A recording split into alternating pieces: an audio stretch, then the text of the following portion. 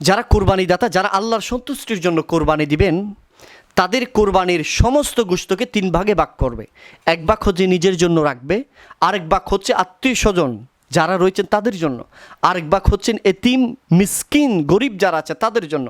আমরা অনেক সময় দেখি সবগুলো নিজের জন্য রেখে দিই, এবং হাড়গুলা বা যেগুলা খাওয়ার উপযোগী না সেগুলো অন্য মানুষদেরকে দিই। এভাবে হলে তাহলে আপনার তাকওয়ার খেলাফ হতে পারে, আপনার তাকওয়ার ভিতরে ত্রুটি বিচ্ছুটি থাকতে পারে। সেজন্য পুরো গোশতকে, সেগুলো হাড় হোক, সেগুলো খাস গোশত হোক, এবং সেগুলো চর্বি হোক, আপনি সবগুলোকে পরিপূর্ণ করে 3টা ভাগে ভাগ করবেন, এবং আল্লাহর সন্তুষ্টির জন্য 1 ভাগ এতিম মিসকিনদেরকে দিয়ে দিবেন। আল্লাহর সন্তুষ্টির জন্য 1 ভাগ পরিবার পরিজনের জন্য রাখবেন, আর আল্লাহর সন্তুষ্টির জন্য আরেক ভাগ আত্মীয় স্বজনের জন্য দিয়ে দিবেন। এইভাবে যদি আপনি 3টা ভাগ করেন তাহলে আপনার এই কোরবানি কবুল হবে।